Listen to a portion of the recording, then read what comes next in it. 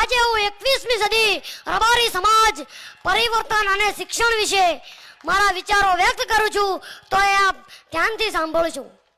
સમય બદલાય છે, દુનિયા આગળ વધે છે, પરંતુ જો સમાજ એક જ જગ્યાએ ઊભો રહે ને તો તે પરંપરા નથી રહેતી, એ બોજ બની જાય છે. સમાજમાં પરિવર્તન એટલા માટે જરૂરી છે કે પરંપરા અને કુરિવાજો વચ્ચેનો ફરક સમજાય. સમાજમાં પરંપરા એ સંસ્કાર આપે છે અને કુરિવાજો સમાજને ખોખલો કરે છે. પરિવર્તન એટલા માટે જરૂરી છે કે દીકરીને ભાર નહીં ગૌરવ સમજવામાં આવે અને શિક્ષણને ખર્ચ નહીં ભવિષ્યનું રોકાણ માનવામાં આવે. હિન્દુ ધર્મમાં રબારી સમાજ એ કોઈ જ્ઞાતિ નથી, આ એક સંસ્કૃતિ છે. આજે 21મી સદી એ જ્ઞાનની સદી છે. આજે આપણો દેશ હરેક ક્ષેત્રોમાં હરણફાળ ભરી રહ્યો છે, પરંતુ આ વેગવંતા ધોધમાં આપણો સમાજ ક્યાંય પાછો ના રહી જાય તે માટે આપણા સૌની જવાબદારી બને છે.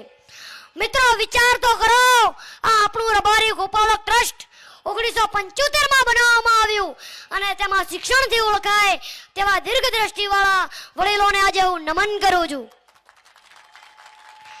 આપણે અત્યારે જ્યારે આ ભવિષ્ય સમાજ સંકુલમાં ઉપસ્થિત થયા છીએ અને હું તો કહું છું કે અહીં એક રબારી સમાજની યુનિવર્સિટી કેમ ન બને?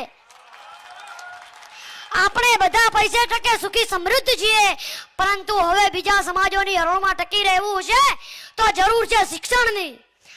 આપણી સામે ઘણા બધા પડકારો પણ છે, પરંતુ પડકારોનો સામનો કરવાની શક્તિ પણ આપણા ખમીરવંતા સમાજમાં છે.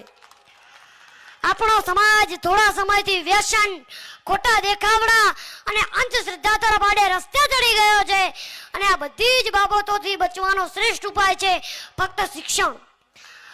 આજના યુગમાં વાત કરીએ તો આપણી જ્ઞાતિ ખૂબ જ ભોળી અને રોયલ બ્લડ માનવામાં આવે છે.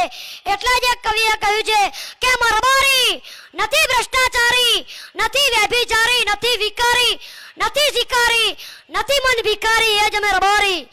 આવડતથી અમીરી, શાનદાર ખુદદારી, જાનદાર ખુમારી, અમર અવતારી, દિલથી દિલદારી, એનું નામ જ રબારી. અસ્તુ. જય હિન્દ, જય ભારત.